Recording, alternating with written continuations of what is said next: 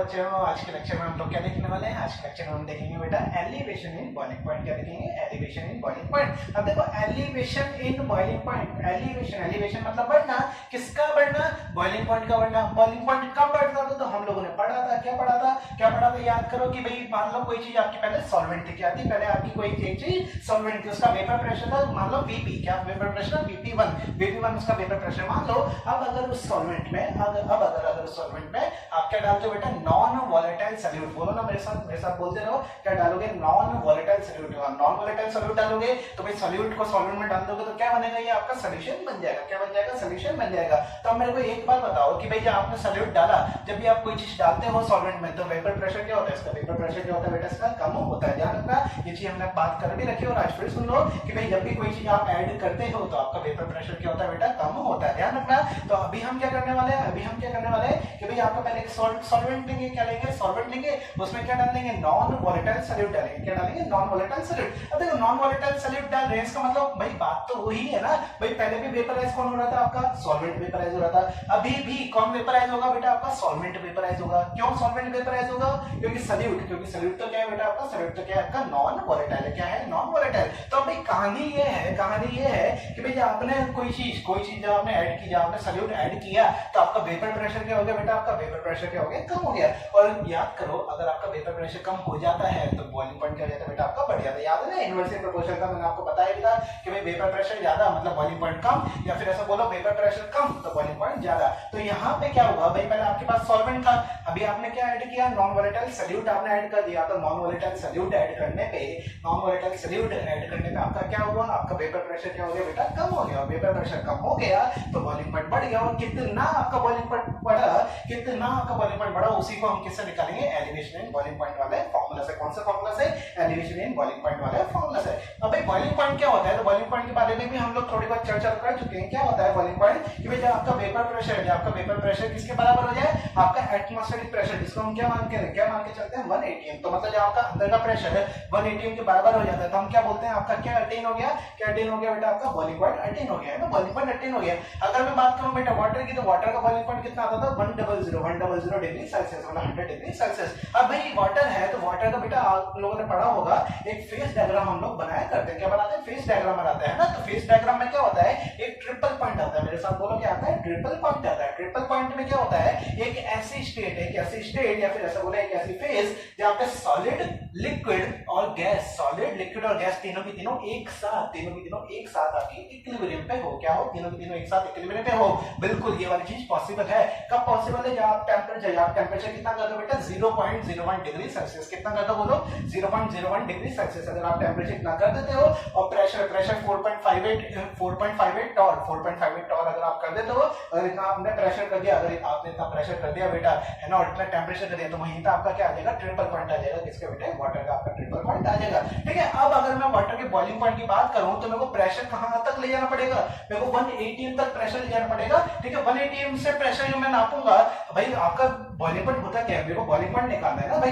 Elevation boiling point की हम बात करें पर इनडायरेक्टली हमें निकालना क्या है? बॉइलिंग पॉइंट निकालना है। तो बॉइलिंग पॉइंट कब आएगा? जब प्रेशर आपका क्या हो? प्रेशर कितना हो? 1 atm हो। तो भाई 1 atm का जो आपका प्रेशर है वो वेपर प्रेशर के आपके बराबर हो जाए तो उसी पॉइंट पे जो आपका बॉइलिंग पॉइंट, उसी पॉइंट पे जो आपका टेंपरेचर निकलेगा वही क्या होगा बेटा? आपका बॉइलिंग पॉइंट होगा। ठीक है। तो पहले एक बार फेज डायग्राम देख लो। फेज डायग्राम मैंने आपको बता दिया। फेज डायग्राम में आपकी तीनों की तीनों स्टेट होंगी। ठीक है। एक जगह होगा सॉलिड, एक जगह होगा लिक्विड, एक जगह क्या होगा बेटा? आपका गैस होगा। ठीक है। तो देखो ये भाई आपका फेज डायग्राम मैंने आपका बना रखा है ना। ये फेज डायग्राम जो पढ़ रहे हैं वो चीज तो समझ में आ गई ना भाई। एक तरीके से स्टेबिलिटी बता रही है, इक्विलिब्रियम वाली चीज बता रहा है। इक्विलिब्रियम वाली चीज बता रहा है, इसका मतलब क्या हुआ?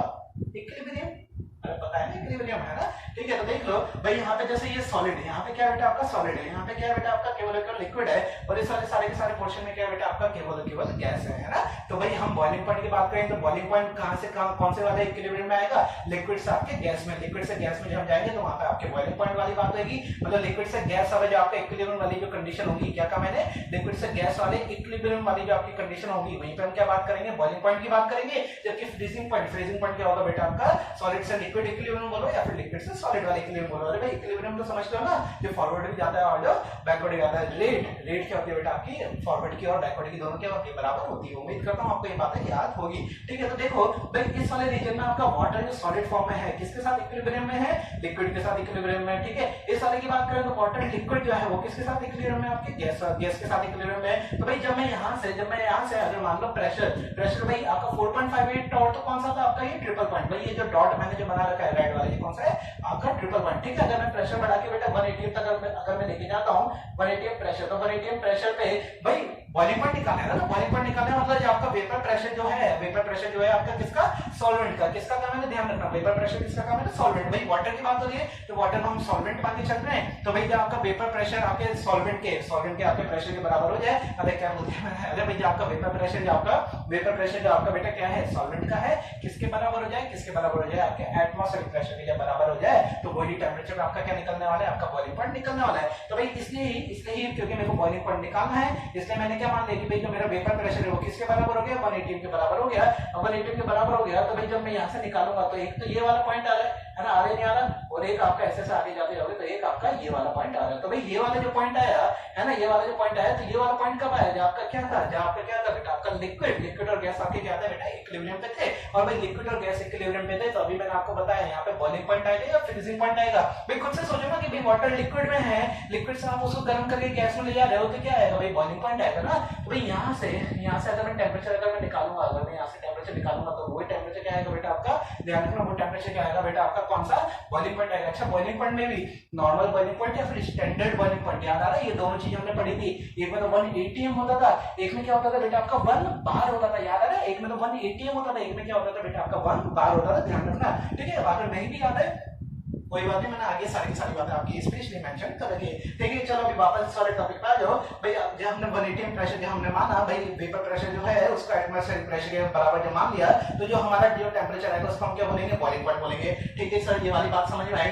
भाई इसको जब नीचे लेके गए थे तो ये वाला कौन सा आता है बेटा आपका, नॉर्मल बॉइलिंग पॉइंट आता है। ध्यान रखना 180 पे जो हम लेते हैं ये कौन सा होता है, नॉर्मल बॉइलिंग पॉइंट होता है, जबकि 1 बार पे जो हम लेते हैं वो कौन सा होता है, स्टैंडर्ड बॉइलिंग पॉइंट होता है। ठीक है, अगर मैं इस वाले पॉइंट की बात करूं, भाई इस वाले पॉइंट से अगर मैं नीचे ऐसा लेके जाऊं तो भाई ये वाला पॉइंट में आपका क्या इक्विलिब्रियम है, सॉलिड और लिक्विड इक्विलिब्रियम में। और सर सॉलिड और लिक्विड इक्विलिब्रियम पे या फिर ऐसा बोलो लिक्विड और सॉलिड इक्विलिब्रियम पे, भाई बात तो है कि ना। तो भाई यहाँ से जो मैं टेम्परेचर निकालूंगा, ये कौन सा आएगा बेटा आपका, फ्रीजिंग पॉइंट आएगा। बोलो ना कौन सा आएगा, फ्रीजिंग पॉइंट। मतलब मैं ऐसा भी तो बोल सकता हूँ नॉर्मल फ्रीजिंग पॉइंट, क्या बोल सकता हूँ, नॉर्मल फ्रीजिंग पॉइंट बोल सकता हूँ। इसको इस तरीके से बेटा आप लोग देख सकते हैं कैसे कि भाई वाटर का फ्रीजिंग पॉइंट हम कितना मानते हैं, 0 डिग्री सेल्सियस। तो भाई 0 डिग्री सेल्सियस किससे छोटा है, 0.01 डिग्री सेल्सियस से तो छोटा ही है ना। तो इसका मतलब क्या हुआ, आएगा तो उसके पहले ही। ठीक है, बात करें बॉइलिंग पॉइंट की तो बॉइलिंग पॉइंट कितना होता है वाटर का, 100 डिग्री, मतलब 0.01 के तो आएगा तो बाद में। अरे समझ गया, तो इसका मतलब क्या हुआ, 0.01 के इधर राइट हैंड साइड पे क्या आने वाला है बेटा आपका, बॉइलिंग पॉइंट आने वाला है। लेफ्ट की बात करें तो वहां पे क्या आने वाला है बेटा आपका, फ्रीजिंग पॉइंट आने वाला है। उम्मीद करता हूं ये छोटी सी चीज थी,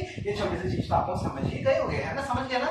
ट्रिपल पॉइंट, ये वाले मैं फिर बता देता हूं, ये जो मैंने बड़ा सा जो डॉट बना रखा है रेड वाला, इसको क्या बोलते हैं, ट्रिपल पॉइंट बोलते हैं। ट्रिपल पॉइंट क्या होता है, जहां पे सॉलिड लिक्विड और गैस तीनों जो फेज है ये आपस में क्या हो बेटा, इक्विलिब्रियम में हो। ध्यान रखना आपस में क्या हो, इक्विलिब्रियम पे हो। ठीक है, और ये एग्जांपल जो मैंने बना रखा है ये केवल वाटर का, मैं आपके सामने वाटर का बना रखा है। ध्यान रखना ये वाटर का ही है। ठीक है, दूसरे का मत समझना, मतलब दूसरा अगर कोई आप चीज लोगे तो वहां पे आपका फेज डायग्राम अलग बन जाएगा। ठीक है, तो चलो अभी फेज डायग्राम की मैंने एक डेफिनेशन लिख रखी है, वो डेफिनेशन क्या है, रीडिंग लगा लेते हैं। A diagram which represents stability of various phases of a given substance under the given condition of pressure and temperature is known as phase diagram. इसका मतलब क्या हुआ, भाई जब आप कोई सी भी चीज को अगर जज करोगे तो उसके प्रेशर और टेम्परेचर पे ही तो जज करोगे। जैसे कि अगर मैं बात करूं कि भाई 120 डिग्री पे वाटर की कौन सी स्टेट है, आप बोलोगे सर गैसेस स्टेट है, सॉरी गैसेस या वेपर, गैसेस और वेपर। अच्छा आपको पता है गैस और वेपर में क्या डिफरेंस होता है, नहीं पता तो मैं बताता हूं। भाई जो रूम टेम्परेचर पे क्या कहा मैंने, जो आपके रूम टेम्परेचर पे जो चीज गैस है ना, और बाहर वैसे भी अगर आप टेम्परेचर बढ़ाओगे तब भी वो गैस ही है,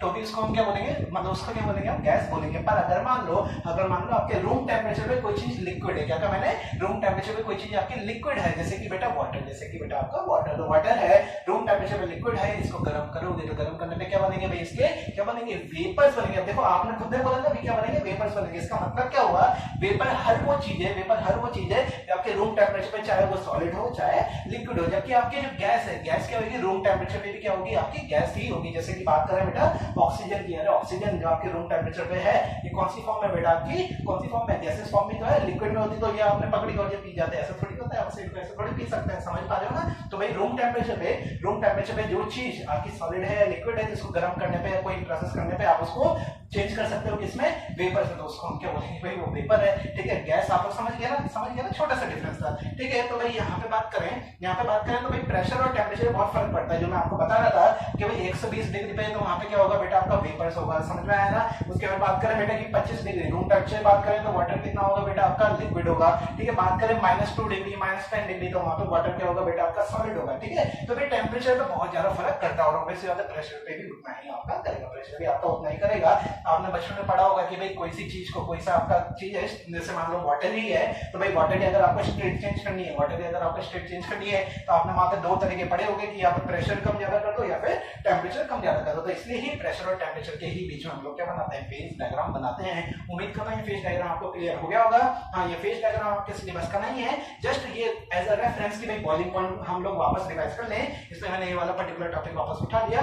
मैं फिर बोल रहा हूँ ये वाली चीज आपके सिलेबस में नहीं है, ठीक है। तो चलो हम बढ़ते हैं हमारे इसी में मैंने आपको एक्स्ट्रा बात बताई क्या दी कि भाई एक्सटर्नल प्रेशर अगर हम 180 माने तो भाई जो आपका आएगा है ना, वो क्या आएगा, नॉर्मल आएगा।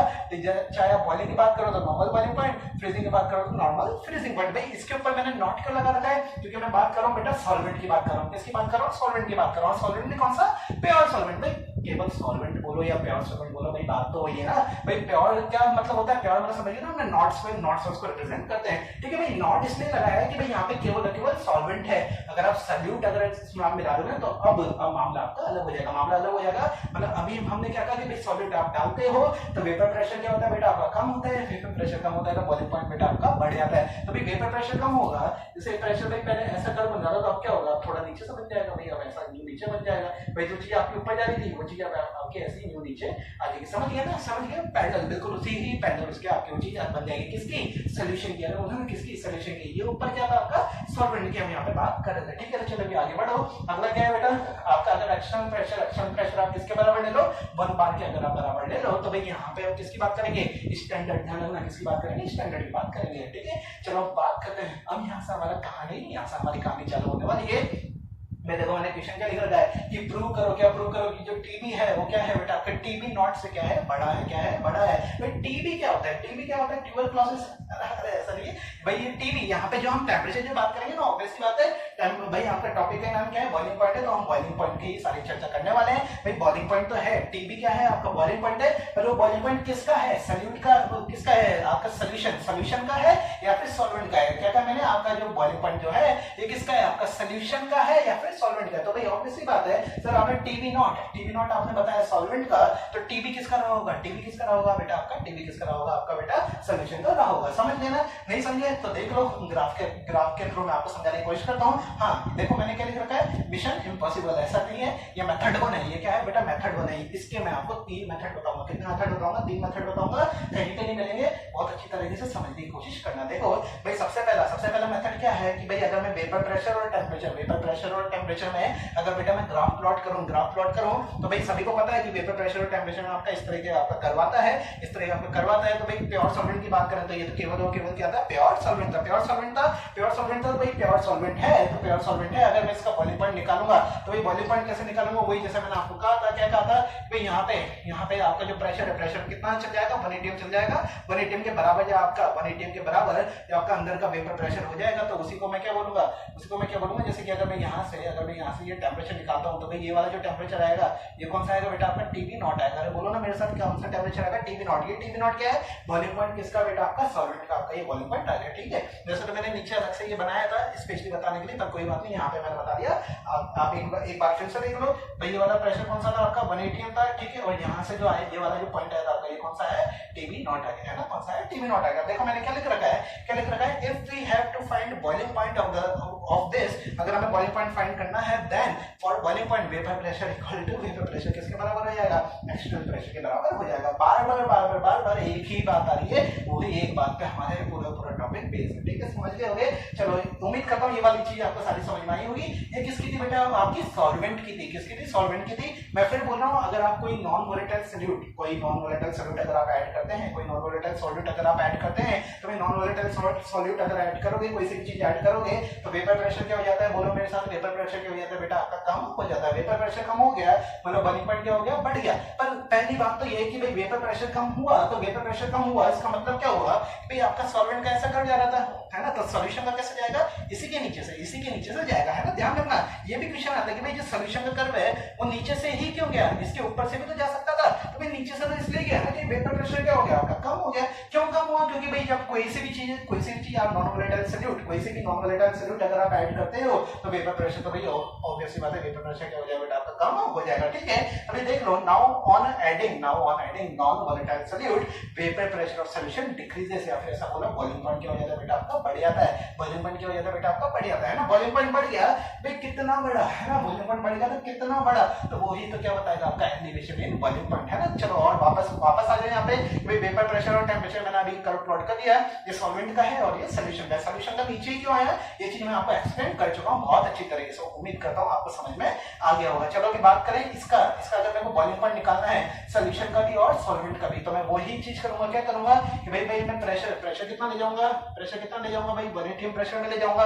सॉल्वेंट से अगर मैं नीचे लाऊंगा तो जो टेम्परेचर आएगा, ये टेम्परेचर किसका है बेटा, आपका बॉइलिंग पॉइंट है, किसका बॉइलिंग पॉइंट किसका बेटा, आपका सॉल्वेंट का बॉइलिंग पॉइंट है। बात करें बेटा सॉल्यूशन की, तो सॉल्यूशन के लिए आपको और आगे जाना पड़ेगा, फिर यहाँ से भाई देख लो ना, सॉल्यूशन का नीचे वाले तो कर्व है, तो भाई नीचे वाले कर्व के हम यहाँ तक गए, तो उससे जब नीचे आप जब आओगे, उससे जब आप नीचे आओगे तो ये जो आपका बॉइलिंग पॉइंट आएगा, ये बॉइलिंग पॉइंट किसका बेटा, आपका ये बॉइलिंग पॉइंट किसका है, आपका सॉल्यूशन का है। किसका बॉइलिंग पॉइंट है बेटा, आपका सॉल्यूशन का है। अब देखो ना, यहाँ से भी आप लोग इजीली बता सकते हो, ये कर्व से भी आप लोग इजीली बता सकते हो कि बताओ टीबी बड़ा है या टीबी नॉट बड़ा है, कौन सा बड़ा है, कौन सा बड़ा है, अरे भाई देख पा रहे हो ना। जैसे मान लो ये 2 सेंटीमीटर 4 5, अरे सेंटीमीटर तो नहीं है, पर मैं आपका एक एग्जांपल बता रहा हूँ, 2 3 4 5 6 7 8 9 10, भाई जो जितना आगे जाते जाओगे उतनी ज्यादा तो वैल्यू बढ़ती जाएगी ना।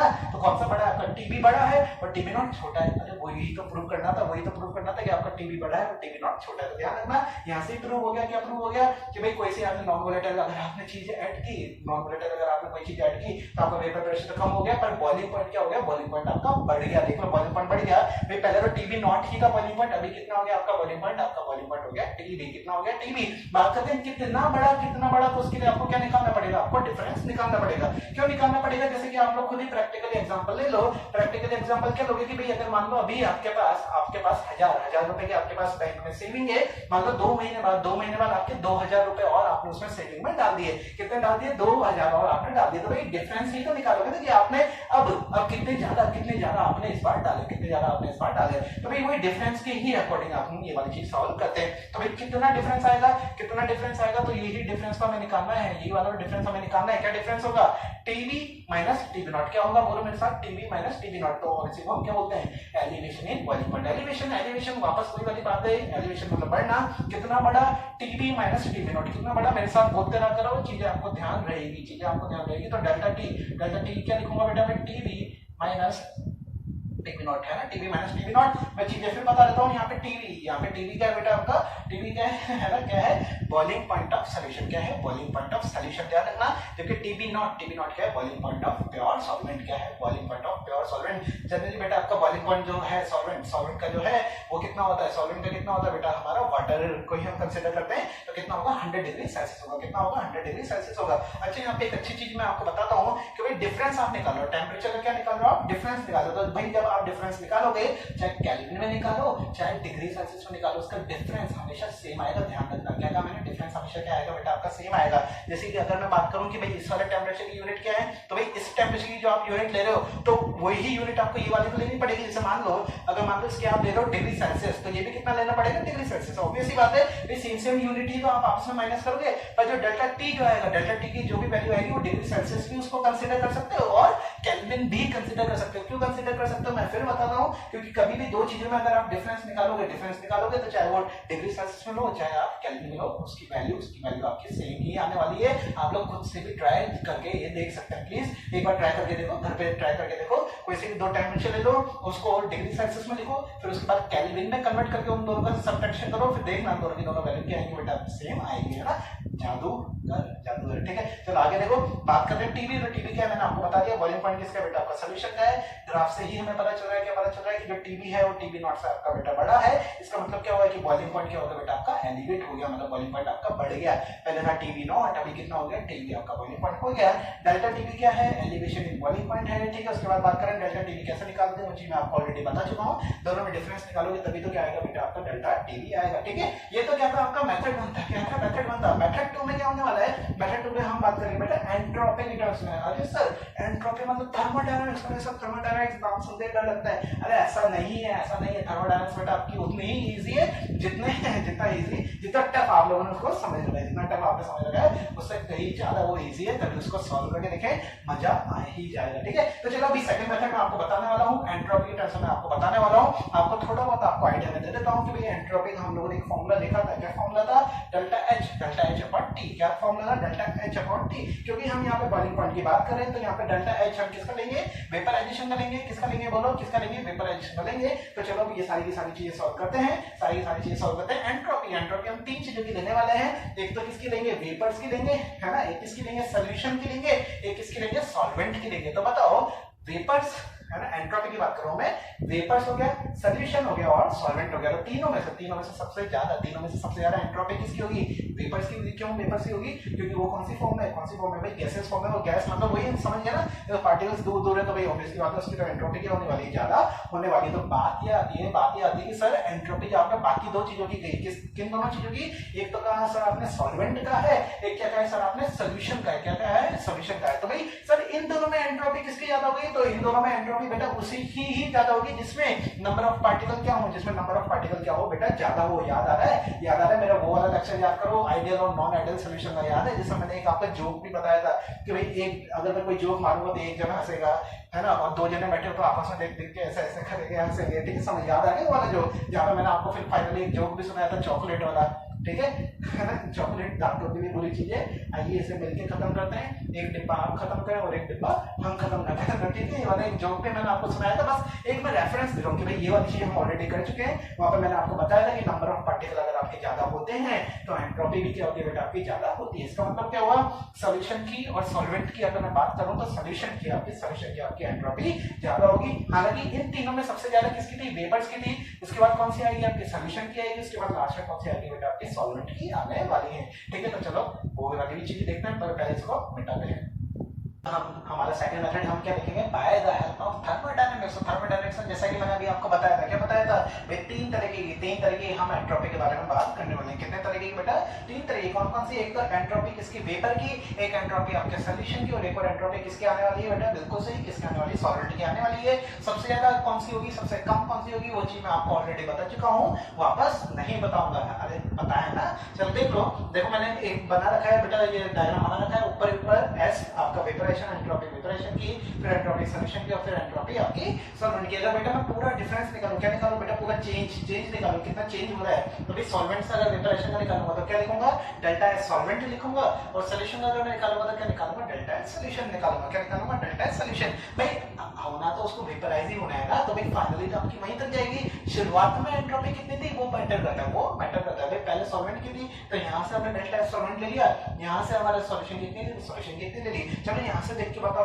बताओ कौन सा ज्यादा है, डेल्टा एस सॉल्वेंट ज्यादा है या फिर डेल्टा एस सॉल्यूशन ज्यादा है, कौन सा ज्यादा है, बिल्कुल सही, डेल्टा एस सॉल्वेंट आपका ज्यादा है। क्या है, डेल्टा एस सॉल्वेंट आपका ज्यादा है। चलो अब एक बार डेफिनेशन भी एक बार देख लें। तो भाई डेल्टा एस सॉल्यूशन की डेफिनेशन क्या है, entropy change when 1 mole of solution vaporise. ध्यान रखना बेटा, एक मोल के बारे में हम बात करें, एक मोल जब आपका वेपराइज करेगा वही क्या, delta S solution. Delta S solvent क्या होगा, entropy change when 1 mole of solvent vaporise. ध्यान रखना, जब 1 मोल आपका क्या वेपराइज हो जाए बेटा, सॉल्वेंट आपका वेपराइज हो जाए। बात करें बेटा एंथैल्पी ऑफ वेपराइजेशन, जैसा अभी मैंने आपको बताया था, डेल्टा एच है ना, delta H vaporisation. Delta H vaporisation क्या होता है, बहुत इंपॉर्टेंट डेफिनेशन है, ध्यान से सुनिए। क्या डेफिनेशन है, 1 मोल लिक्विड को 1 मोल वेपर में कन्वर्ट करना है। क्या कह रहा है भाई, 1 मोल आपके लिक्विड को 1 मोल वेपर में कन्वर्ट करना है। मतलब करना क्या है, लिक्विड को किसमें कन्वर्ट करना है, वेपर में कन्वर्ट करना है। तो मेरे को एक बात बताओ बेटा, ये आपका सॉल्वेंट क्या था बेटा, आपका लिक्विड था।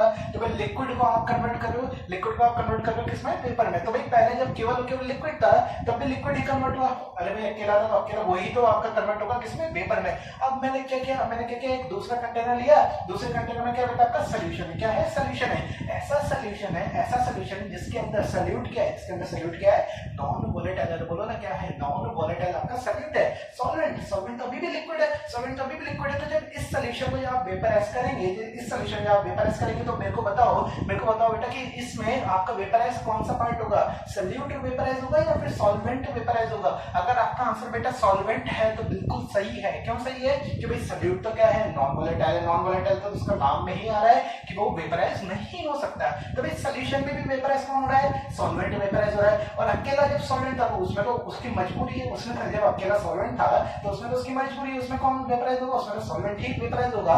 तो कहने का मतलब क्या है कि भाई हम एंथैल्पी जब निकालेंगे तो एंथैल्पी क्या कहती है कि भाई लिक्विड को आपको वेपर में कन्वर्ट करना है। भाई जब सॉल्वेंट था तब भी लिक्विड वेपर में कन्वर्ट हो रहा था, जब सॉल्यूशन है तब भी आपका लिक्विड आपका वेपर में कन्वर्ट हो रहा है। तो इसका मतलब क्या हुआ कि डेल्टा एच वेपराइजेशन, ध्यान से सुनना, डेल्टा एच वेपराइजेशन आपका दोनों का क्या हो गया, सेम हो गया। क्या हो गया, दोनों का सेम हो गया। अभी मैंने आपको एक फॉर्मूला बताया था, क्या फॉर्मूला था कि डेल्टा एस एंट्रोपी चेंज का क्या फॉर्मूला था, delta H vaporisation upon temperature. बोलो ना अपॉन क्या ना, टेम्परेचर का। भाई एक में डेल्टा एस सॉल्यूशन का लेने वाला हूं, एक में डेल्टा एस आपका सॉल्वेंट का लेने वाला हूं, समझ गया ना। तो भाई यहाँ पे डेल्टा एच है ना, डेल्टा एच वेपराइजेशन जो है दोनों इक्वेशन में डेल्टा एच वेपराइजेशन तो क्या है बेटा आपका सेम है।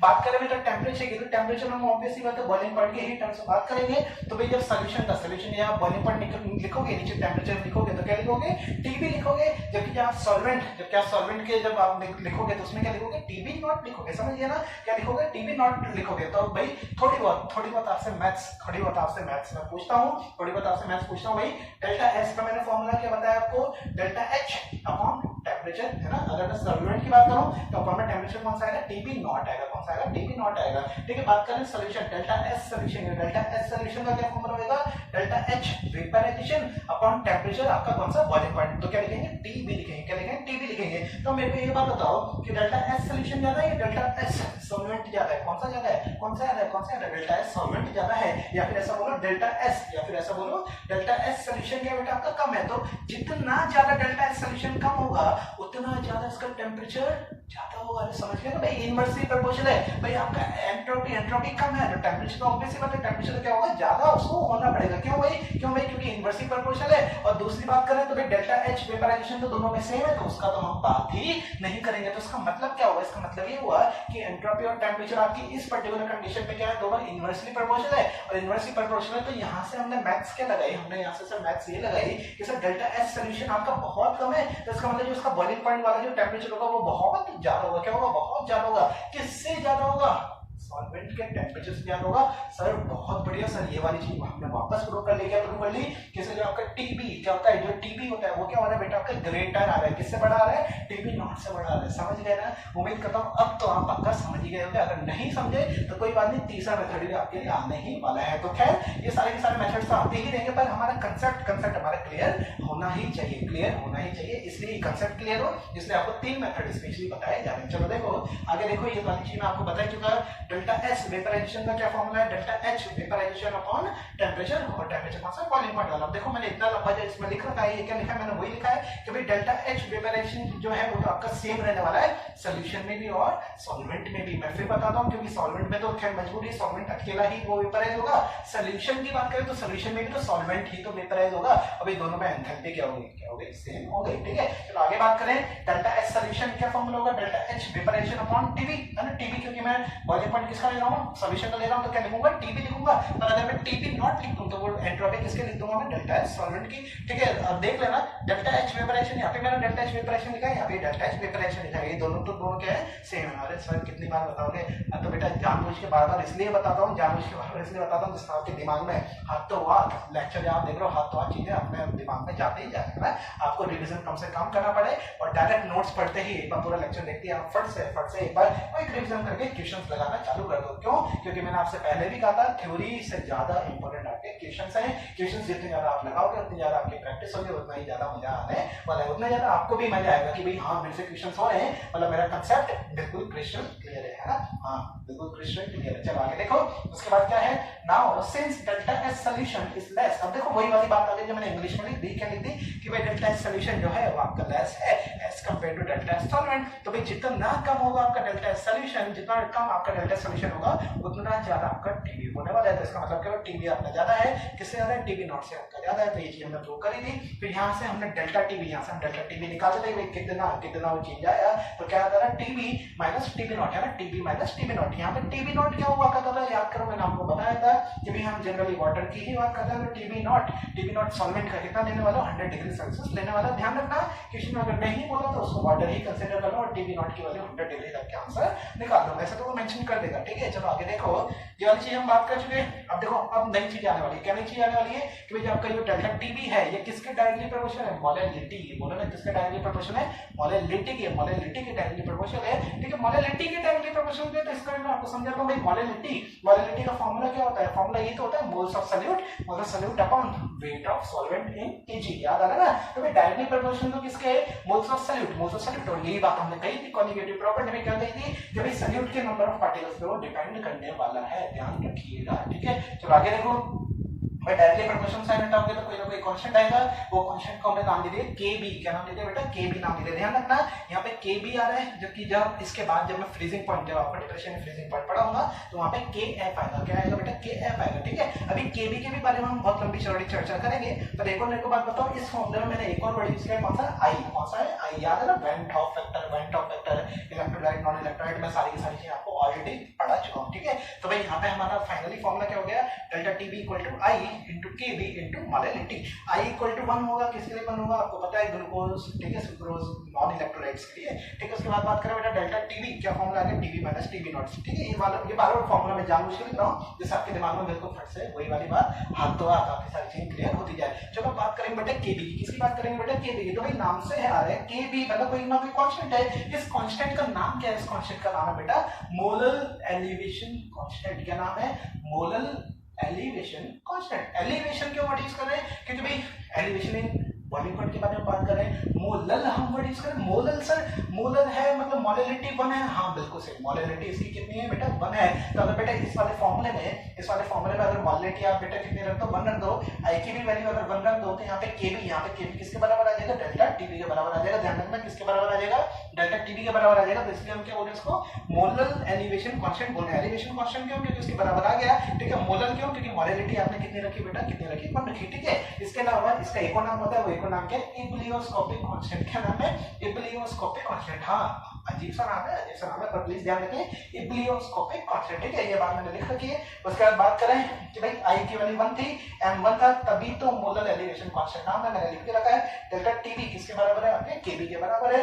आगे बात करें, केबी इज डिफाइंड एज, अब देखो ये ध्यान रखना है क्या डेफिनेशन है। अगर वो ऐसा पूछ ले कि भाई केबी जो है उसकी डेफिनेशन लिखो, तो डेफिनेशन क्या है, Kb is defined as elevation in boiling point for 1 molar solution. याद रखना, फॉर 1 मोलर सॉल्यूशन। ठीक है, वो बात हमने लिख रखी है। उसके बाद बात करें बेटा केबी है ना, केबी की आपकी यूनिट होने वाली है। भाई केबी की यूनिट कैसा निकालूंगा, उसके पहले मेरे को डेल्टा टीबी की यूनिट पता होनी चाहिए, आई की यूनिट पता होनी चाहिए, मोलैलिटी की यूनिट पता होनी चाहिए। तो बताओ डेल्टा टीबी की यूनिट क्या आएगी, मैंने अभी आपको बताया था, डिग्री सेल्सियस भी हो सकती है और केल्विन भी हो सकती है। ना कि डिफरेंस निकाल दो, डिफरेंस में डिग्री सेल्सियस और केल्विन की वैल्यू बराबर आने वाली है, डिफरेंस में आने वाली है। मैं बार बार बोल रहा हूं डिफरेंस में आने वाली है। ठीक है, चलो उसके बाद बात करें बेटा आपके आई तो क्या वेंट ऑफ फैक्टर है, वेंट ऑफ फैक्टर रेशियो हुआ करता था, तो ये तो यूनिटलेस हो गया।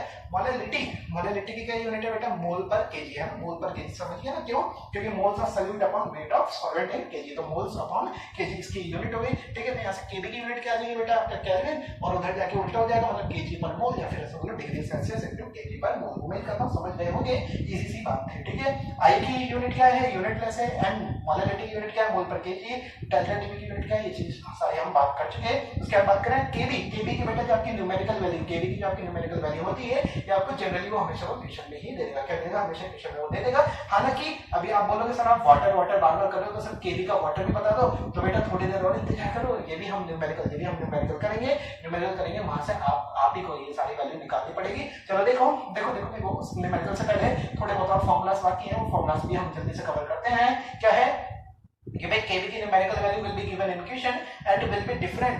बेटा डिफरेंट होगी किसके लिए, डिफरेंट सॉल्वेंट के लिए। ध्यान रखना डिफरेंट सॉल्वेंट के लिए है ना। तो अलग अलग अगर आप सॉल्वेंट लोगे तो उसकी केबी की वैल्यू बेटा आपकी अलग अलग आने वाली है। वाटर लिया तो केबी अलग है, कोई और सॉल्वेंट लिया तो बेटा कोई और सॉल्वेंट लिया तो आपका केबी अलग है, ध्यान रखना, ठीक है। तो इसका मतलब क्या हुआ, इसका मतलब क्या हुआ, जो आपकी केबी है, केबी जो क्या है बेटा आपकी प्रॉपर्टी है किसकी बेटा, सॉल्वेंट की आपकी प्रॉपर्टी है। उसके बाद बात करें सर केबी का सर फॉर्मूला क्या हुआ, तो देखो फॉर्मूला क्या है, R into R, याद है ना, यूनिवर्सल गैस फंक्शन, क्या फॉर्मूला हुआ, क्या इसका वैल्यू कितनी हुआ करती थी यूनिवर्सल गैस फंक्शन की बेटा, तीन वैल्यूज आपको याद होगी, 0.0821 जो आप T इक्वल टू एनआरटी में लगाया करते थे, उसके अलावा 8.314 जो आपकी जूल्स में आपकी कोई एनर्जी को दे देता था तो आप लगाते थे, और एक और कौन सी थी, अगर आपको कैलोरीज में अगर वो हीट वगैरह दे दिया, डेल्टा H की वैल्यू अगर उसने कैलोरी में दे दी तो R की वैल्यू कितनी लेते थे, 2 कैलोरी, याद है ना, 1.9 आता था, उसको हम अप्रॉक्सीमेट 2 कैलोरीज हम लिया करते थे। तो उम्मीद करता हूं आपको ये बातें याद होगी।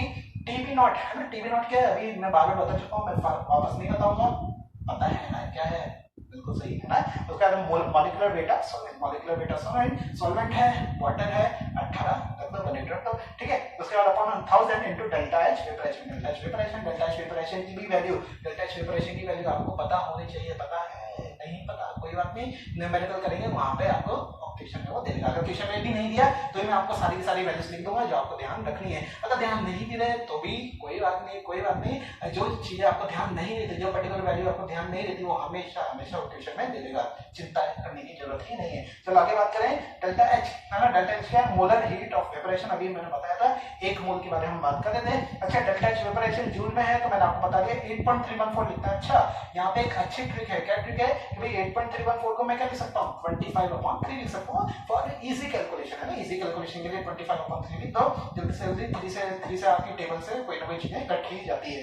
उसके बाद भाई कैलोरीज में अगर डेल्टा H है तो R की वैल्यू कितनी लोगे आप, 2 कैलोरीज लेने वाले हो, है ना। अरे भाई मैंने पूरी यूनिट नहीं लिखी यहाँ पे, भाई पूरी यूनिट लिखोगे तो समझिए ना कैलोरीज पर मोल केल्विन आ जाएगा, है ना, तो मैंने यूनिट नहीं लिखी पूरी, तो समझ जाओ कि R की वैल्यू 2 आने वाली है। अच्छा लेटेंट हीट ऑफ वेपरेशन, भाई लेटेंट हीट क्या होती है, भाई एक तो हमने एंथैल्पी पढ़ी है, एक है लेटेंट हीट, तो भाई जो एंथैल्पी होती है वो 1 मोल की बात होती है, 1 मोल के बारे में बात होती है, क्योंकि लेटेंट हीट आपके बेटा 1 ग्राम के बारे में बात होती है, बोलो मेरे साथ किसके बारे में, 1 ग्राम के बारे में बात होती है। सर ये ग्राम है वो मोल था, तो इसका मतलब सर कहीं ना कहीं मॉलिक्यूलर वेट भी आने वाला है, तो बिल्कुल सही आपका मॉलिक्यूलर वेट भी आएगा। तो इसका मतलब क्या हुआ, आपका डेल्टा H और लेटेंट हीट को मैं रिलेट करूंगा, क्या कहा मैंने, डेल्टा H वेपरेशन और लेटेंट हीट वेपरेशन को मैं रिलेट करूंगा, तो क्या फॉर्मूला आएगा, delta H vaporisation equal to latent heat vaporisation into molecular weight किसका रखना है बेटा, आपको सॉल्वेंट का रखना है। ये मैंने क्यों लिखा, क्योंकि कई बार वो क्वेश्चन ऐसे ही करता है, वो आपको लेटेंट हीट की वैल्यू दे देगा, है ना, भाई हमारे फॉर्मूला में तो क्या आ रहा है, डेल्टा H वेपरेशन आ रहा है, पर वो वैल्यू किसकी दे देगा, लेटेंट हीट की दे देगा।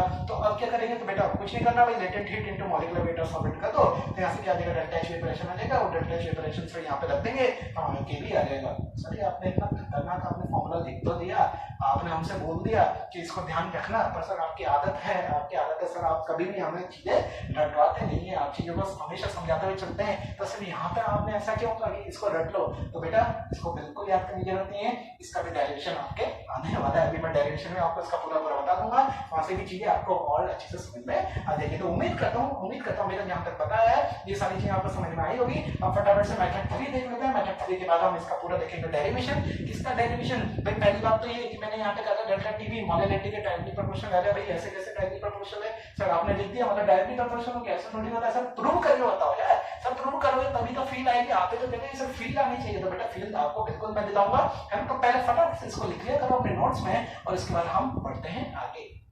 और आखिरी मेथड हम देखते हैं। अब देखो ये वाला जो मेथड है ना बेटा, ये वाला मेथड कुछ नहीं, याद करो हमने जब बॉइलिंग पॉइंट जब हमने पढ़ा था, वेपर प्रेशर जब हमने पढ़ा था, याद है लेक्चर नंबर 1, वहीं पे हमने ये वाली भी बात की थी। क्या बात की थी कि मान लो आपका कोई एक कंटेनर है, उसका वेपर प्रेशर है बेटा आपका 760, है ना, क्या था मैंने उसका वेपर प्रेशर कितना है 760। अब आपने उसमें कुछ ऐड किया तो ऑब्वियसली बात है आपका सोल्यूशन बना।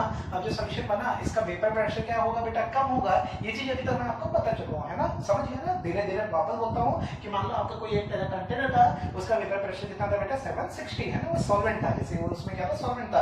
अब उसको आप सोल्यूशन बनाना है तो आप उसमें कोई चीज ऐड करोगे, तो वेपर प्रेशर अब क्या हो जाएगा बेटा, उसका वेपर प्रेशर क्या हो जाएगा, कम हो जाएगा। ये चीज पता है ना, वेपर प्रेशर क्या हो जाएगा, कम हो जाएगा। तो हम अज्यूम करते हैं कि 760 से क्या हो गया बेटा आपका कम हो गया होगा। ये तो पता है 760 क्या है, 760 mm of Hg है ना, पता है ना, ठीक है, वही वाली बात है भाई। 760 से आपका क्या हो जाएगा, कम हो जाएगा। तो भाई कम हुआ तो याद करो वो वाला दिन जब मैंने आपको बताया था, क्या बताया था कि भाई अब इसका 760 के बराबर इसको लाना पड़ेगा, मतलब 760 से इसको बढ़ाना पड़ेगा। क्या करना पड़ेगा? बढ़ाना पड़ेगा। तो बढ़ाएंगे कैसे भाई? बढ़ाएंगे कैसे? उसके टेम्परेचर से। कैसे बढ़ाएंगे? उसके टेम्परेचर से। भाई पहला टेम्परेचर कितना था? TB नॉट था। अब भाई पहले TB नॉट था, अभी 760 से कम है, तो 760 तक अगर लेके जाना है तो TB नॉट से तो ज्यादा टेम्परेचर आपको देना पड़ेगा ना भाई। टेम्परेचर ज्यादा दोगे तभी तो आपका वेपर प्रेशर क्या होगा? वेपर प्रेशर आपका बढ़ेगा, है ना। तो देखो मैंने वही लिख रखा है। अब अगर सोल्यूशन का वेपर प्रेशर को 760 तक अगर आपको लेकर जाना है तो टेम्परेचर आपको इंक्रीज करना पड़ेगा। क्यों? बिकॉज टेम्परेचर आपका वेपर प्रेशर के डायरेक्टली प्रोपोर्शनल है। कैसे डायरेक्टली प्रोपोर्शनल है? इसको भी हम लोग ऑलरेडी प्रूव कर चुके हैं, याद है ना आपके वही लेक्चर 1 में, ठीक है। उसके बाद क्या है? हेंस TB नॉट को आपको क्या करना पड़ेगा? इंक्रीज करना पड़ेगा। तो इंक्रीज कब तक करोगे? तो हम मान के चलते हैं कि हमने कोई एक ऐसे टेम्परेचर तक उसको इंक्रीज किया, और जिस टेम्परेचर तक इंक्रीज किया उसको हमने एक नाम दे दिया। क्या नाम दे दिया? TB। क्या नाम दे दिया बेटा? TB, है ना। अब TB क्या है? बॉइलिंग पॉइंट है आपका। किसका बॉइलिंग पॉइंट है? सॉल्यूशन का बॉइलिंग पॉइंट है। किसका बॉइलिंग पॉइंट है? सॉल्यूशन का बॉइलिंग पॉइंट है। तो भाई यहां से भी आपकी बातें क्लियर हो रही है। क्या क्लियर हो रही है? कि भाई क्योंकि आपको वेपर प्रेशर आपको बराबर करना था, क्योंकि आपको वेपर प्रेशर वापस 760 के बराबर करना था, तो इसलिए आपको टेम्परेचर क्या करना पड़ा? बढ़ाना पड़ा। मतलब पहले TB नॉट था, तो बढ़ा के उसको कोई और टेम्परेचर ले गए, वही टेम्परेचर क्या बेटा? आपका TB। Hence proved. क्या हेंस प्रूव्ड? कि सर वापस सर बात तो वही प्रूव हो गई ना, कि प्रूव हो गई सर TB आपका क्या है? ज्यादा टेम्परेचर है, तो TB नॉट क्या बेटा? आपका कम टेम्परेचर। तो बेटा इसी के साथ आपका मेथड 3 भी होता है खत्म। उम्मीद करता हूं आपको तीनों के तीनों मेथड समझ में आ गए होंगे, और अगर तीनों के तीनों मेथड समझ में आ गए, है ना, तो बस बहुत बढ़िया, और क्या चाहिए, है ना। तो देख लो आगे मैंने और कुछ लाइनें लिख रखी है। क्या लाइनें हैं? कि भाई हेंस TB नॉट को इंक्रीज करके एक रियल टेम्परेचर लाना पड़ेगा। ब्रैकेट में मैंने क्या लिखा? TB, है ना। तो तब जाकर सॉल्यूशन का vapour pressure becomes equal to 760, जब जाके उसका बराबर होगा, ठीक है। अब इस न्यू टेम्परेचर को हम TB कहेंगे, that is boiling point of solution. और यहीं से वो बात प्रूव भी हो गई कि आपका TB क्या? TB नॉट से बड़ा है, और TB माइनस TB नॉट से आपका क्या आएगा भाई? डेल्टा TB आएगा। तो मतलब समझ गया ना भाई, हम डिफरेंस क्यों निकाल रहे हैं? हमें पता तो चले कि भाई कितना बड़ा है। भाई पहला टेम्परेचर ये था, अभी ये है, तो भाई दोनों में कितना डिफरेंस है। तो वही तो क्या बताता है? Elevation in boiling point. समझ में आया क्या? ठीक है। अब हम देखेंगे बेटा, क्या देखेंगे? डेरिवेशन। डेरिवेशन किसके देखेंगे बेटा? हम डेल्टा TB का डेरिवेशन देखेंगे। तो चलो अभी तक तो जो हम प्रेशर मान के चल रहे थे, जब अभी तक हम जो प्रेशर ले रहे थे वो क्या ले रहे थे? 1 atm ले रहे थे, याद है ना। एक्सटर्नल प्रेशर हम क्या ले रहे थे? 1 atm ले रहे थे। क्यों ले रहे थे? क्योंकि वहीं से हम क्या निकाल रहे थे? बॉइलिंग पॉइंट निकाल रहे थे, याद है ना, कि भाई वेपर प्रेशर आपके 1 atm के बराबर हो जाता था, तो वही तो क्या होता है बेटा? आपका बॉइलिंग पॉइंट होता है। ये सारी की सारी वही कहानी है जो अभी तक मैं इतने बार आपको बता चुका हूं। अब मैं इसमें कुछ एक नया करने वाला हूं। क्या करने वाला हूं? कि भाई आपका जो प्रेशर है 1 atm तो है, पर अगर हम थोड़े कम प्रेशर भी अगर निकालते हैं, तो थोड़े कम प्रेशर भी जब निकालोगे तो उसका टेम्परेचर हम मान के चलते हैं कि TB नॉट, उसका टेम्परेचर कितना होगा? TB नॉट रहा होगा। जबकि जब 1 atm तक हम पहुंच गए तो उसका 1 atm तक का उसका प्रेशर कितना आ गया होगा? आपका 760 के बराबर आ गया होगा। 760 के बराबर आ गया होगा, मतलब ऐसा बोलो 1 atm के बराबर वो आ गया होगा। 760 mm ऑफ Hg, और यहाँ पे बात करें बेटा 1 atm के बराबर वो आ गया होगा। समझ गए ना? ठीक है। तो चलो वही बात मैं आपको करने वाला हूँ। मैं देख लो 1 atm का ऊपर वाली लाइन है लेस देन 1, है ना। ये मैंने क्या लिखा है? ये क्या मैंने लिखा है? लेस देन 1 है ना। ये थोड़ा सा छोटा सा हो गया, कोई बात नहीं, पर जो मैं बोल रहा हूँ वो सुन लो। क्या हो गया भाई? ये लेस देन 1 हो गया, ठीक है। और मैंने क्या कहा कि भाई 1 atm वाला जो हमने टेम्परेचर लिया वो क्या लिया? TB लिया। मैं फिर बोल रहा हूँ क्या लिया? TB लिया, ठीक है। उसके बाद less than 1 pressure, less than 1 atm वाला जो प्रेशर है उसमें जो टेम्परेचर बॉइलिंग पॉइंट वाले ही टेम्परेचर की बात करो मैं, है ना। तो वो कौन सा लिया हमने? TB नॉट लिया। अब याद करो भाई क्लॉसियस-क्लैपेरॉन जो हमने इक्वेशन देखी थी, क्या इक्वेशन थी? ln P2/T1, याद आ रहा है? इक्वल टू क्या था? Delta H vaporisation upon R, bracket में क्या होता था? 1/T1 माइनस 1/T2, ठीक है। तो उम्मीद करता हूँ वाली सारी चीजें आपको याद होगी।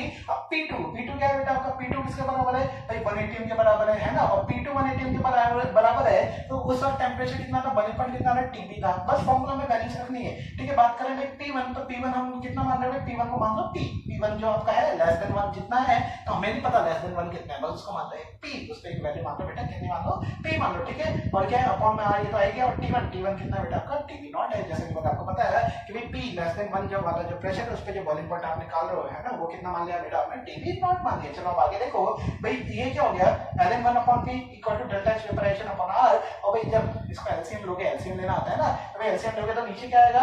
TB not into TB। क्या आएगा बेटा? TB not into TB।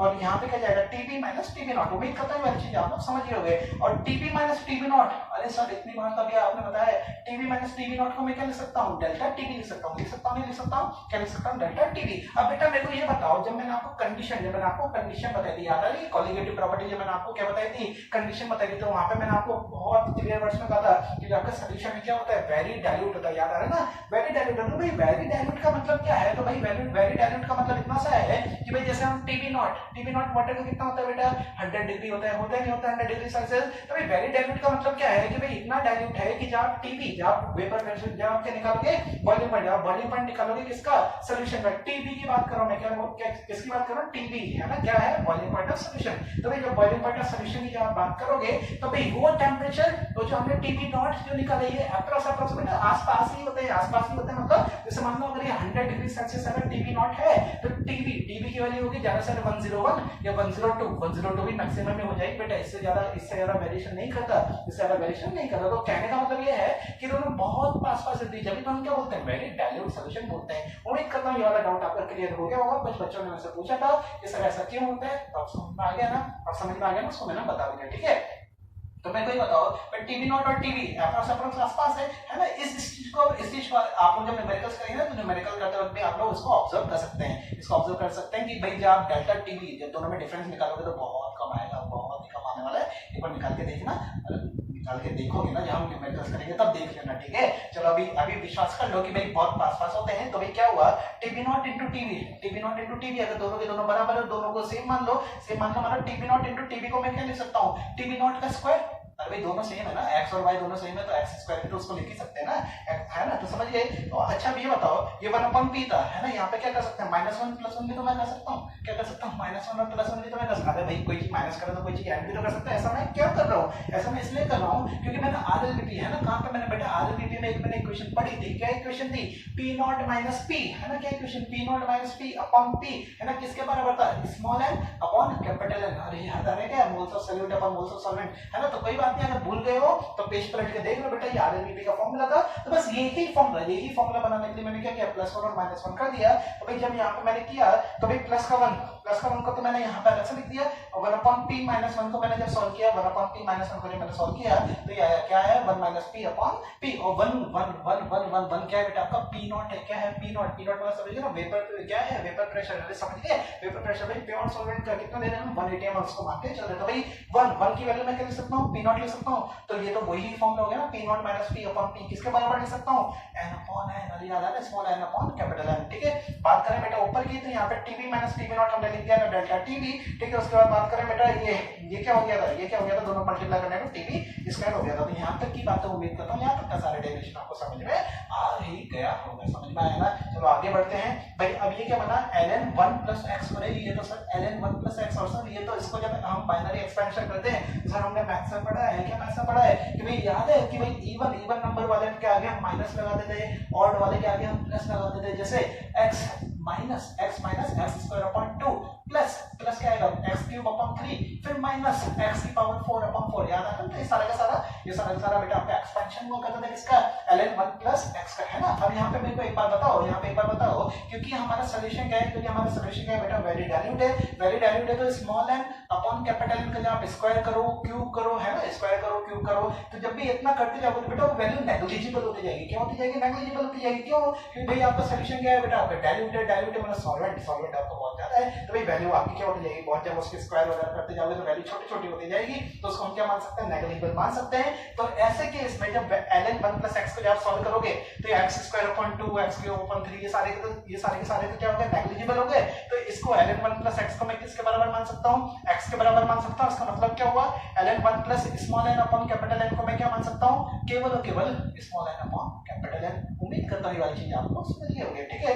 तो देखो मैंने लिख के रखा है, here we can neglect higher power of n upon n, like ये वाले थी सारे, है ना, इक्वल टू क्या ले सकते हो बेटा, आप उसको 0 ले सकते हो, बिकॉज सॉल्यूशन क्या है बेटा, आपका सॉल्यूशन क्या है बेटा, वेरी डाइल्यूट है, सॉल्यूशन क्या बेटा आपका वेरी डाइल्यूट है। बात करें भाई ये क्या हो गया, फाइनली हमारी इक्वेशन कहां जाके रुकी, small n upon capital N किसके बराबर है, delta H vaporisation into delta TB upon r into TB naught का स्क्वायर, ठीक है। यहां तक की सारी वैल्यूज हो गई। नाउ सिंस आपका small N upon capital N किसके बराबर मैं लिख सकता हूँ? अरे आरएलवीपी की जो मैंने आपको ऑनलाइन लेक्चर्स में ऑनलाइन प्लेटफॉर्म पे जब मैंने आपको इतने सारे क्वेश्चंस करवाए थे आरएलवीपी के, तो याद आ रहा है वहां पर क्या करते थे? मॉलिलिटी। कई बार क्वेश्चन में मॉलिलिटी पूछ लेता था आरएलवीपी के क्वेश्चन में, तो वहां पे क्या होता था? Small N upon capital N को मैं क्या लिख सकता हूँ? Molality into molecular weight of solvent in KG. अब देखो भाई इन केजी मैंने स्पेशली इसलिए लिखा है क्योंकि भाई मॉलिलिटी का फॉर्मूला क्या होता है? Moles of solute upon weight of solvent in KG. तो weight of solvent in KG upon molecular weight करोगे तो वो भी क्या आ जाएगा? मोल्स आ जाएंगे किसके? सॉल्वेंट के, और ऊपर मोल्स ऑफ सॉल्यूट। तो ये मोल्स ऑफ सॉल्यूट है, तो इसलिए स्पेशली वहां पे मैंने इन केजी लिख दिया। ठीक है, अच्छा चलो हां यहां पे क्या है भाई? मॉलिलिटी है, इसको मैं small N upon capital N को मैं क्या लिख सकता हूं? Molality into molecular weight. ठीक है, ये बात मैंने यहां पे लिख दी। इक्वल टू क्या चल रहा था हमारा? इक्वल टू वही चल रहा था, वो वैसा का वैसा ही चल रहा है। अब यहां से अगर मैं डेल्टा टीवी, यहां से अगर मैं डेल्टा टीवी की वैल्यू अगर मैं निकालता हूं, चीजें को उधर उधर फेंक दो, तो हमारा फाइनली फार्मूला क्या बनेगा? r इनटू भाई r उधर गया, टीवी नॉट का स्क्वायर भी उधर गया, ठीक है, into molecular weight of solvent in KG upon delta H vaporisation of बेटा। यही पूरी वैल्यू को मैंने क्या लिखा था? केबी लिखा था, याद आ रहा है? अभी मैंने ये फार्मूला जो लिखा था केबी का, मैंने डायरेक्ट फार्मूला लिखा था, उसको मैंने प्रूव भी कर दिया। और ऑब्वियसली बात है इनटू क्या आएगा? इनटू क्या आएगा? मॉलिलिटी आएगा। तो यहां से भी वो चीज प्रूव होती है कि डेल्टा टीवी मॉलिलिटी के क्या है? डायरेक्टली प्रोपोर्शनल होगा। हाँ तो बेटा अब देखो हमारा क्वेश्चन क्या है? क्वेश्चन है calculate KB of water if latent heat of vaporisation. बेटा आपको क्या दे रखी है? वेपराइजेशन की लेटेंट हीट दे रखी है। अब देखो वेपराइजेशन है मतलब वही बॉइलिंग पॉइंट वाला दे रही है, हमारी बात आने वाली है मतलब डेल्टा टीवी के बारे में हमारी बात आने वाली है। और ऑब्वियसली बात है केबी पूछ रहा है तो भी बॉइलिंग पॉइंट से यहाँ पे आप रिलेट कर सकते हैं। तो लेटेंट हीट ऑफ वेपराइजेशन आपको दे रखा है। अच्छा लेटेंट हीट ऑफ फ्यूजन पता है आपको कितना होता है? 80 कैलोरी पर ग्राम होता है। ध्यान रखना आपने डेंस जोन में कहीं पे लिख लो 80 कैलोरी पर ग्राम होता है। देखो बेटा वाटर की कुछ चीजें होती है जो आपको ध्यान होनी चाहिए, जैसे डेंसिटी है 1 ग्राम पर ml होता है 4 डिग्री सेल्सियस पर, आप सभी को पता है। मोलरिटी जब मैं निकालता तो कितनी आती है? 55.5 है ना, 55.5 या 55.4 भी कई बार उसको लिखा करते हैं। ठीक है, लेटेंट हीट ऑफ वेपराइजेशन कितना है? 540 कैलोरी पर ग्राम है। लेटेंट हीट ऑफ फ्यूजन आपको पता है जो कितनी होती है? 80 कैलोरी पर ग्राम होता है। मॉलिक्यूलर वेट कितना होता है? सभी को पता है 18 होता है। बॉइलिंग पॉइंट कितना होता है? बॉइलिंग पॉइंट 100 डिग्री सेल्सियस होता है। मेल्टिंग पॉइंट क्या होता है? 0 डिग्री सेल्सियस होता है ना। तो ये वाटर ऐसी चीज है जिसको छोटी मोटी चीजें आपको पता होनी चाहिए, जिससे यही चीजें आपकी काम आती है। जैसे अभी हम केबी भी जब हम निकालेंगे ये वैल्यू आएगी 0.52।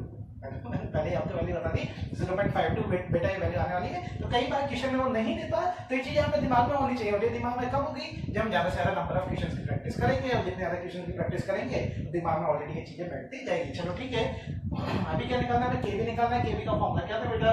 केबी का फॉर्मूला क्या था?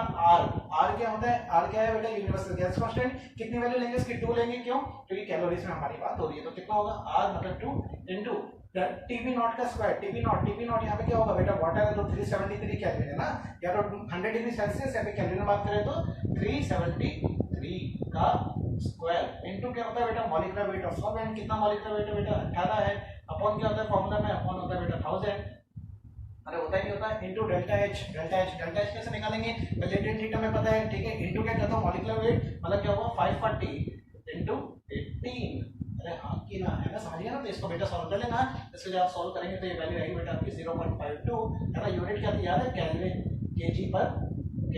केजी पर मोल। ध्यान रखें ये वैल्यू किसकी आएगी बेटा? केबी किसका बेटा? आपके वाटर का। ठीक है, जैसे अभी हमने केबी निकाला है इसी तरीके से बेटा आप केएफ भी हम निकालेंगे। केएफ किसके लिए होगा समझिए ना? एफ मतलब फ्रीजिंग के बारे में हम बात करेंगे नेक्स्ट लेक्चर में। खैर अभी तो ये वाली चीज उम्मीद करता हूं आप लोग समझ गए होंगे। चलो अगला क्वेश्चन क्या है? Calculate boiling point of solution. समझ रहे हो? ग्रामोलॉजी समझ रहे हो बेटा? बॉइलिंग पॉइंट ऑफ सॉल्यूशन पूछ रहा है, बॉइलिंग पॉइंट ऑफ सॉल्यूशन पूछ रहा है। सॉल्यूशन पूछ रहा है मतलब टीबी की वैल्यू पूछ रहा है। वो डेल्टा टीबी मत निकाल के बैठे हैं यहाँ पे तो डेल्टा टीबी आ गया हमारा आंसर हो गया। नहीं भैया, वो सॉल्यूशन का पूछ रहा है मतलब टीबी की वैल्यू पूछ रहा है। मतलब हमें पहले तो डेल्टा टीबी निकालना है और टीबी नॉट की वैल्यू हम क्या लेंगे? 100 डिग्री सेल्सियस लेंगे। अगर वो बात कर रहा है तो ठीक होगा, अगर नहीं बात कर रहा है तो हम वाटर मान के चलते हैं, जैसे कि 100 डिग्री सेल्सियस लेके चलते हैं। वाटर दे दिया 100 डिग्री है। चलो आगे देखो, which is obtained by dissolving 90 gram of glucose. भाई 90 ग्राम आपको ग्लूकोज दे दिया है ना, इन 200 ग्राम ऑफ वाटर। ये चीजें क्यों दे रहा है? क्योंकि हमें क्या निकालनी होती है बेटा? मोलरिटी हमें निकालनी होती है। तो भाई मोलरिटी निकालो। मोलरिटी जब निकालोगे तो मोलरिटी किसके बराबर आएगी भाई? मोलरिटी क्या होती है? 90 अपॉन 180 मतलब मोल्स ऑफ सॉल्यूट अपॉन क्या आएगा? अपॉन क्या आएगा? Wait of solvent in KG. भाई आपको तो किसमें दे रखा है? ग्राम में दे रखा है, तो ये केजी में क्या हो जाएगा? 0.2 है ना। तो मोलरिटी आ गई आपकी कितनी? 90 अपॉन 180 तो क्या हो गया? 1/2 है ना। और अपॉन में क्या था आपका? इनटू। अपॉन में क्या था बेटा? इनटू क्या हो जाएगा? 0.2। मतलब समझे क्या कहने का मतलब ये है बेटा कि मोलरिटी क्या आएगी? 90 अपॉन 180, ठीक है, और इंटू अपॉन में क्या आएगा बेटा, इंटू क्या आएगा भाई, ये क्या आएगा 0.2 आएगा, है ना 0.2 आएगा, ध्यान रखना क्योंकि केजी में हमने उसको कन्वर्ट कर दिया। तो उम्मीद करना मॉलिलिटी तो आप लोग ये यहाँ से निकाल ही लिया। केबी हमें क्वेश्चन में दे रखा है कितना 0.5 क्या दे रखा है, ठीक है। और क्या है बेटा, और कोई बात कर रहा है, और कोई बात नहीं कर रहा है भाई, आई भी दे रखा, तो आई की वैल्यू क्या मान के चलेंगे भैया, हम 1 मान के चलेंगे। और क्या निकालना है, बॉइलिंग पॉइंट का सॉल्यूशन। तो यहाँ से तो डेल्टा टीबी का फॉर्मूला लगाना। डेल्टा टीबी का फॉर्मूला क्या कहता है भाई, डेल्टा टीबी का फॉर्मूला क्या कहता है, आई जो हम यहाँ पे 1 मानेंगे इनटू केबी कितना बेटा 0.52 इनटू मॉलिलिटी हम लोगों ने निकाल ली। तो यहाँ से क्या निकालोगे बेटा, डेल्टा टीबी निकालोगे। तो यहाँ से आप लोग, ये होमवर्क है बेटा, अभी कमेंट में को आंसर प्लीज लिख के बताना, मैं इंतजार करूंगा। क्या इंतजार करूंगा कि भाई डेल्टा टीबी की यहाँ से आपने वैल्यू निकाल ली। टीबी नॉट आपको पता है बेटा व्हाट है कितना है, पर निकालना क्या है, टीबी निकालना। तो कितना टीबी आ रहा है इसको सॉल्व करके बताओ जल्दी से कमेंट सेक्शन में, ठीक है। चलो अगला क्वेश्चन क्या है, a solution contains 5.85% weight by weight of NaCl, समझ लिए क्या, वे 5.85% ही है आपका NaCl, ठीक है। उसके बाद क्या है 7.1% weight by weight of MgCl2, उसके बाद क्या 3% weight by weight of urea.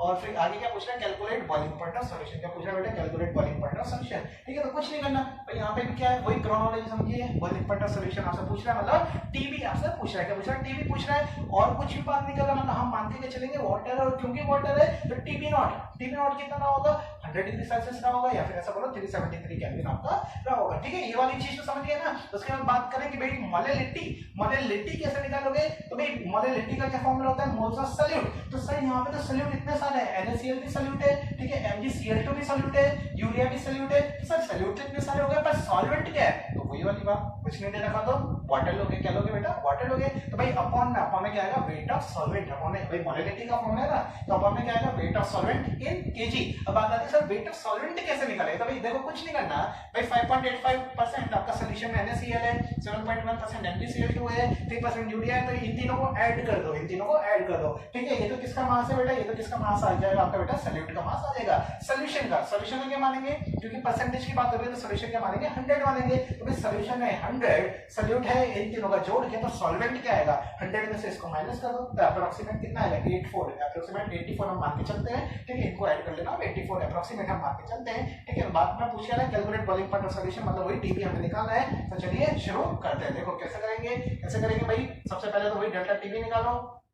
Delta T का क्या फॉर्मूला होता है, आई इंटू केबी इंटू मॉलिलिटी। केबी भी अब देखो यहाँ पे केबी नहीं दे रखा, देखो मैंने जैसा कि आपको कहा था केबी नहीं दे रखा, तो केबी कितना देते हैं हम वाटर का 0.52 देते हैं, तो 0.52 तो भाई पहले लिख दो इंटू, है ना। अब क्या बचा, आई इंटू मॉलिलिटी, और आई, अब भाई आई कहाँ लगता है, याद करो आई कहाँ में लगता था, केवल मोल्स ऑफ सॉल्यूट में ही लगता था।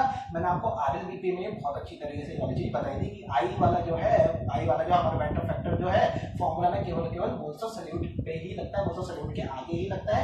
जिसको जो लोग भूल गए हैं वो प्लीज RLBP वाला लेक्चर प्लीज वापस देख लीजिए, ठीक है। तो यहाँ पे बताओ आई भाई NaCl का आई कितना है 2 है, निकाल चुके हैं, मैं वापस नहीं बता रहा, ठीक है। 2 इंटू भाई आई का ये है इंटू मोल्स ऑफ सॉल्यूट कैसे निकालोगे भाई, वेट मेरे को पता है, कितना पता है 5.85 अपॉन इसका मॉलिक्यूलर वेट कितना आएगा भैया 58.5, निकाल के देख लेना कैसे भाई। Na का कितना है 23 है, Cl का कितना बेटा 35.5, ठीक है। तो इस तरीके से ये इसका आ गया, प्लस MgCl2 का आई कितना आएगा 3 आएगा, 3 इंटू वेट कितना है 7.1 अपॉन मॉलिक्यूलर वेट कैसे निकालोगे भाई, Cl2 35.5 इंटू 2 मतलब 71, और 71 प्लस 24 भाई करो, 71 और 24 कितने होंगे, इतने ही होगा, ठीक है। तो यहाँ पे अपॉन में क्या आ गया बेटा 95 आ गया, प्लस अभी तो एक और सॉल्यूट बच रहा कौन सा, यूरिया। तो यूरिया का तो आई कितना होता है भाई, यूरिया का तो आई कितना होता है आपका 1 होता है, ठीक है, इंटू इसका वेट कितना है 3 अपॉन यूरिया का कितना होता है बेटा मॉलिक्यूलर वेट 60। तो ये तो क्या है मोल्स ऑफ सॉल्यूट, ये तो क्या है मोल्स ऑफ सॉल्यूट अपॉन क्या जाएगा वेट ऑफ सॉल्यूट, और वेट ऑफ सॉल्वेंट हमने अभी कितना निकाला था 100 में से इन तीनों को ऐड किया था, 5.85 को ऐड किया था, 7.1 को ऐड किया था, और 3% को ऐड किया था। तो इन तीनों को ऐड करके 100 में से माइनस करके वैल्यू कितनी आई थी 84 क्या आई थी बेटा ग्राम आई थी, तो ठीक है उसको केजी में कर लो, तो 84 अपॉन 1000 तो बस यहाँ से आपका क्या आ जाएगा बेटा डेल्टा टीबी आ जाएगा। मैं फिर बोल रहा हूँ क्वेश्चन में डेल्टा टीबी नहीं पूछा है, क्वेश्चन में क्या पूछा बेटा आपसे टीबी पूछा है। टीबी कैसे निकालोगे, वापस वही वाली बात, टीबी नॉट कितना लोगे बेटा 100 डिग्री सेल्सियस लोगे। बस इसको सॉल्व करके बताओ, इसको भी आपको कमेंट में ये आंसर बताना बहुत ज्यादा जरूरी है। कमेंट में बताओ जल्दी से, ये वाला भी आपको बताना है, सेकंड वाला और थर्ड वाला भी आपको पूरा का पूरा सॉल्व करके प्लीज बताओ। सॉल्व करना ज्यादा जरूरी है, क्यों ज्यादा जरूरी है? क्योंकि इस वाले पूरे पर्टिकुलर टॉपिक से बस दो ही फॉर्मूलास आपके इंपॉर्टेंट थे। कौन कौन से? एक तो डेल्टा टीबी का है ना, और एक और कौन सा है भाई आपके केबी वाला है ना। केबी पे वैसे जनरली क्वेश्चंस कम बनते हैं, केबी की वैल्यूज वगैरह वो कम रख पाते हैं क्योंकि इतनी ज्यादा कैलकुलेशन सब वो ना तो आपके जेईई में देने वाला है ना नीट में देने वाला है, पर फिर भी फॉर्मूला हमें पता होना चाहिए, ठीक है। तो बस ये वाली सारी चीजें हैं, सॉल्व करते रहोगे तो आपको मजा आएगा। चलो आगे देखो, calculate molar mass of non volatile solute having. अब देखो क्या पूछ रहा है, मोलर मास पूछ रहा है, किसका? सॉल्यूट का मोलर मास पूछ रहा है। तो भाई सॉल्यूट का मोलर मास पूछ रहा है, एलिवेशन इन बॉइलिंग पॉइंट में हमने क्या क्या फॉर्मूला पढ़ा है जिसमें आपका मोलर मास ऑफ सॉल्यूट आ जाए। तो भाई याद करो भाई, मोलैलिटी आएगा ना, फॉर्मूला में मोलैलिटी आएगा, और मोलैलिटी क्या होता है? Moles of solute upon weight of solvent in KG. और क्योंकि मोल्स ऑफ सॉल्यूट है तो मोल्स ऑफ सॉल्यूट का फॉर्मूला क्या होता है? Weight of solute upon molar mass of solute. अरे वो ही तो निकालना है, समझ गए ना? समझ गए क्या बताना चाह रहा हूं मैं, ठीक है। अगर समझ गए तो वेल एंड गुड, नहीं समझे तभी मैं करके बताता हूं, ठीक है भाई। वेट ऑफ फैक्टर देखिए, मतलब आई की वैल्यू दे दी कितने बेटा? 4 दे दी। उस 20 ग्राम ऑफ डिसॉल्विंग, भाई अगर 20 ग्राम को डिसॉल्व करोगे इन 500 ग्राम ऑफ वाटर, तो भाई 500 ग्राम ऑफ वाटर ये क्या बेटा? आपका सॉल्वेंट है। सॉल्वेंट है मतलब 0.5 केजी बेटा आपको वेट ऑफ सॉल्वेंट दे रखा है, ठीक है। और वेट ऑफ सॉल्यूट पता है आपको 20 अपॉन क्या आता है? Molar mass. मोलर मास हमें निकालना है, ठीक है। Produces a solution having boiling point, और सॉल्यूशन का बॉइलिंग पॉइंट दे रखा है कितना? 103.2। और क्योंकि बेटा कहीं पर बात करके किसी चीज की नहीं बात कर रखी तो हम वाटर मानेंगे मतलब 100 डिग्री सेल्सियस क्या हो जाएगा उसका? टी नॉट भी हो जाएगा। टीबी पता है, टी नॉट भी पता है 100, दोनों को माइनस किया तो कितना है? डेल्टा टीबी कितना है बेटा? 3.2 आ गया। अब आप बोलेंगे सर अभी तो आपने कहा था सर अभी डेल्टा टीबी जो है वो बहुत छोटा होगा, आसपास होगा, तो सर यहाँ पर 3 डिग्री का फर्क आएगा। तो बेटा 3 डिग्री 4 डिग्री 5 डिग्री, अरे है तो छोटा ही यार, इतना ज्यादा दिल पे मत लिया करो, ठीक है। तो देखो डेल्टा टीबी की वैल्यू कितनी आ गई थी? माइनस करोगे तो कितना आएगा? 3 है ना, 3.2 डिग्री सेल्सियस। इसको डिग्री सेल्सियस भी लिख सकते हो, केल्विन में लिख सकते हो, है ना। देख लो यहाँ से प्रूव भी कर दिया मैंने। अगर विश्वास नहीं हो कभी उसको केल्विन में कर लो, 100 को भी केल्विन में कर लो, दोनों को माइनस कर लेना, आंसर इतना ही आएगा। आप लोग करते रहो, मैं तो आलसी हूँ, मैं तो ऐसे ही करूँगा। ठीक है, चलो आगे देखो भाई, ये तो क्या आ गया? डेल्टा टीवी आ गया। इक्वल टू क्या होता है बेटा? आई कितना है बेटा? 4 है इनटू केवी, है ना। केवी भाई वाटर है, अरे वाटर की बात होती है तो भाई वाटर की बात है, केवी कितना है? 0.52 है इनटू मोलैलिटी का फॉर्मूला क्या होता है? मोल्स ऑफ सॉल्यूट, जैसे कि मैंने आपको बताया 20 अपॉन उसको x मान लेते हैं ना, मोलर मास ऑफ सॉल्यूट को हम क्या मान लेते हैं बेटा? x मान लेते हैं, अपॉन कितना आएगा? 0.5 kg, है ना। बस ये सारी की सारी वैल्यूज आपको पता है क्या निकालना है? x आपको निकालना है। इसको भी सॉल्व करके कमेंट में बता दीजिए, ठीक है। और फाइनली ये वाला आंसर तो मैं बिल्कुल भी आपको नहीं बता रहा, इसको कैसे करेंगे हिंट भी नहीं दे रहा। उम्मीद करता हूं ये वाला क्वेश्चन आप लोग खुद से कर लेंगे। मैं एक बार क्वेश्चन रीड कर देता हूं, अगर आप लोगों को बोर्ड पे क्लियर नहीं दिख रहा है तो। क्वेश्चन क्या है?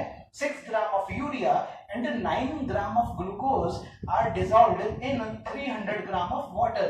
पूछ रहा है find the boiling point of solution का आपको बॉइलिंग पॉइंट बताना है, ठीक है। तो उम्मीद करना आज का लेक्चर बेटा आपको पूरी अच्छी तरीके से समझ में आया होगा, ठीक है। तो अगले लेक्चर में हम मिलेंगे, और अगले लेक्चर में हम लोग क्या क्या करने वाले हैं। तो बेटा हम आपके दो ही टॉपिक्स बच रहे हैं, कौन कौन से? डिप्रेशन इन फ्रीजिंग पॉइंट और ऑस्मोटिक प्रेशर, ठीक है। तो चलो बाय बाय।